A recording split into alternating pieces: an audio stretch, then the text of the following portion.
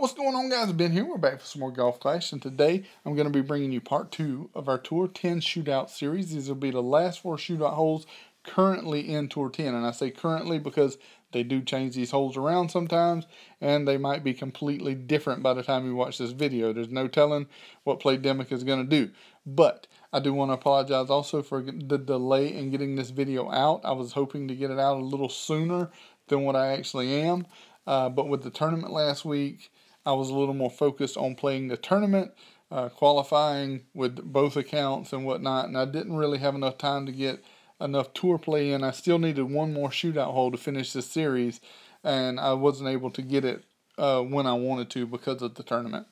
But this hole here, guys, this guy don't play it quite far enough to the left, and I'll show you how I do it and get it pretty daggum close every single time. I go further to the left than what he did. I put as much right spin on it as I need. I don't put any top spin, any back spin, just spin to the right, adjust for the wind, hit a perfect shot, and it gets really close. I think I almost hole in one this one, if I can remember right. But with a headwind, you want to play this one slightly different.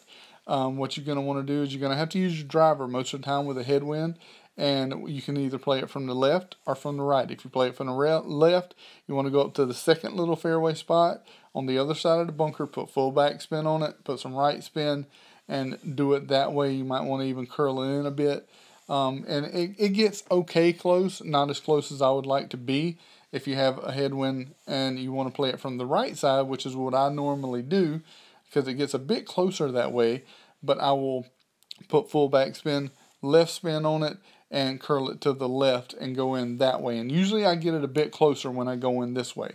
But as you can see here, guys, no top spin, no back spin with this type of wind. With a side wind or tailwind, this is the way I play it. Pretty close, 0.74. That'll win most of your holes, guys. That'll win most of your shootouts on this hole.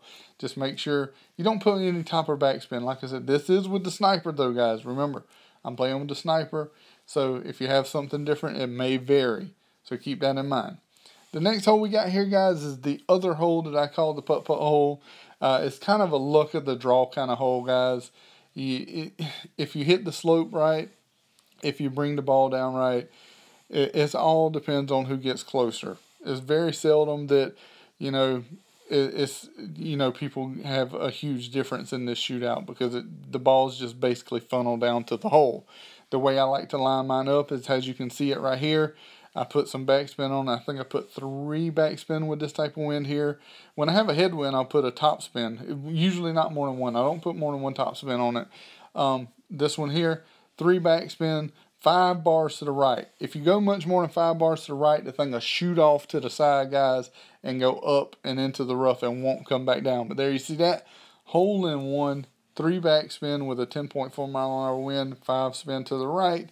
Let's get a curl going. Like I said, this is kind of a crapshoot hole. It really is. I hate to say it, but it's the way it turns out. Now, this guy here plays it different than what I've seen anybody play it. I've never really seen anybody play it the way he's playing, but he don't really have much backspin with his Apocalypse.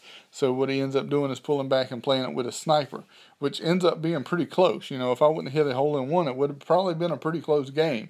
I actually have hit a couple of hole-in-ones on this one since this video, playing it the exact same way that I did the last one. He said, don't put much more than 5 side spin on it. I don't know what kind of balls you guys are using. Obviously, I use premium balls because I have tons of them on this account.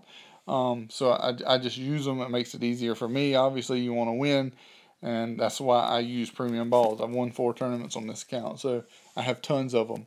But like I said, guys, you just want make sure you just don't hit it in the bunker and don't put too much side spin on it, and you should be okay on this hole. But I don't really know much more how to tell you to get it any closer than what you really can.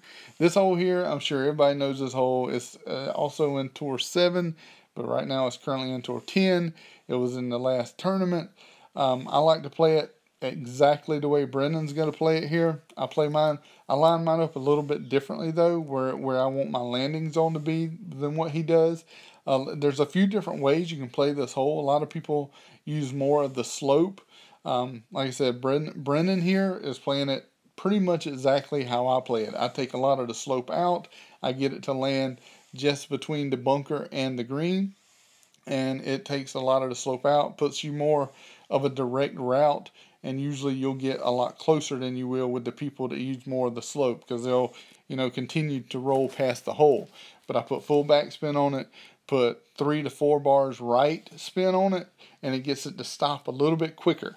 That's just the way I play it. And as you can see, Brendan, he got it 1.19. It's a really good shot when you play in this hole.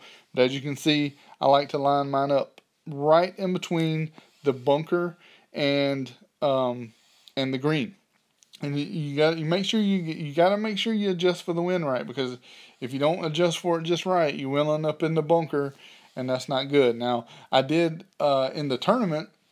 I hit the fringe and it took off like a rocket line. Luckily, I was able to make the putt. So you got to be careful with that as well. Don't hit that fringe in the wrong spot. But as you can see there, rolls down there real soft and real slow.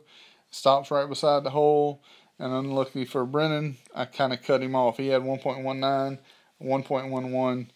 That hurts. Those hurt. And the game before this was our second game playing. The game before this, I hit the hole in one on the previous hole that you seen. So I'm sure he wasn't very happy with me at this point. He wouldn't even respond to me, but that's unfortunate. But anyway, guys, this hole here, one of the newer par 3s. I'm not sure. I know this is on a different tour, but I'm not sure what other tour this one was on. The main thing with this hole here, guys, you got to get the ball to stop. I would rather get it to stop 2 foot in front of the hole than roll 2 foot past the hole, because if you roll 2 foot past the hole, you're going 10 to 12 yards past the hole, because it's going to just keep going. The biggest thing, like I said, with this hole here, get the ball to stop.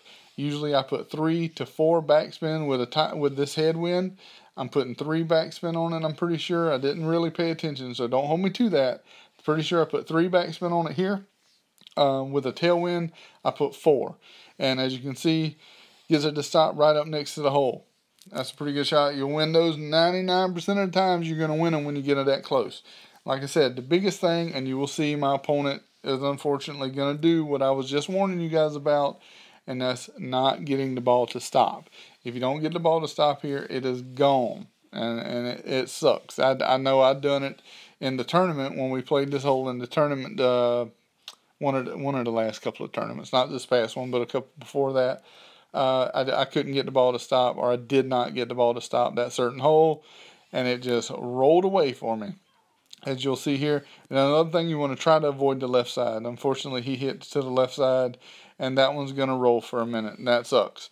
So that's the main thing you want to avoid on this hole, guys, is going past the hole. Like I said, I'm sure a lot of you have probably already played this hole and already know this, but you definitely need to get the ball to stop. That's going to be it for the Tour 10 shootout, guys, and I hope you guys enjoyed it. I'm going to be in Tour 11 with this account soon, and we'll be starting on that. See you next